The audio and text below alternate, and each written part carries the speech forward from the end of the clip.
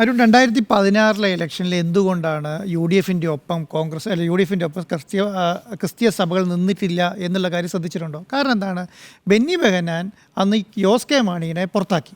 എങ്ങനെയാണ് പുറത്താക്കിയത്? പാർട്ടിയിൽ നിന്ന് തന്നെ UDFിൽ നിന്ന് തന്നെ പുറത്താക്കി. അന്ന് UDFിൻ്റെ കൺവീനർ ബെന്നി ബെഹനാനാണല്ലോ. അപ്പോൾ UDFിൻ്റെ കൺവീനർ പുറത്താക്കി.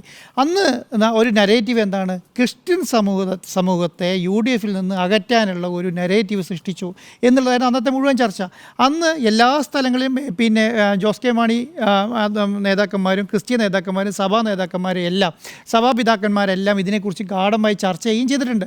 ആ സമയത്തുണ്ടായ ഒരു ചർച്ചയുടെ അടിസ്ഥാനത്തിലാണ് സത്യം പറഞ്ഞിട്ടുണ്ടെങ്കിൽ UDFിൽ നിന്നും ഈ പറയുന്ന ജോസ് കെ മാണി പോയപ്പോൾ ഒരു വിഭാഗം വരുന്ന ക്രിസ്ത്യൻ സമൂഹങ്ങൾ അങ്ങനെ പുറത്തുപോയി. അതിൻ്റെ ഗുണം കിട്ടിയത് രണ്ട് പാർട്ടിക്കാണ്. ഒന്ന് കിട്ടിയത് CPM-നും ഒന്ന് കിട്ടിയത് BJP-ക്കുമാണ്. അതിൻ്റെ ഒരു നെഗറ്റീവാണ് ഇപ്പോഴും നടന്നുകൊണ്ടിരിക്കുന്നത്. അന്ന് ഉണ്ടായ ചേഞ്ചിൻ്റെ ഭാഗമായിട്ട് ഇന്ന് BJP-ക്ക് വോട്ട് കിട്ടുന്നുണ്ട്, LDFിന് വോട്ട് കിട്ടുന്നുണ്ട്, CPM-ന് വോട്ട് കിട്ടുന്നുണ്ട്. അതിൻ്റെ ഒക്കെ ബെനിഫിറ്റ് എന്താണ്?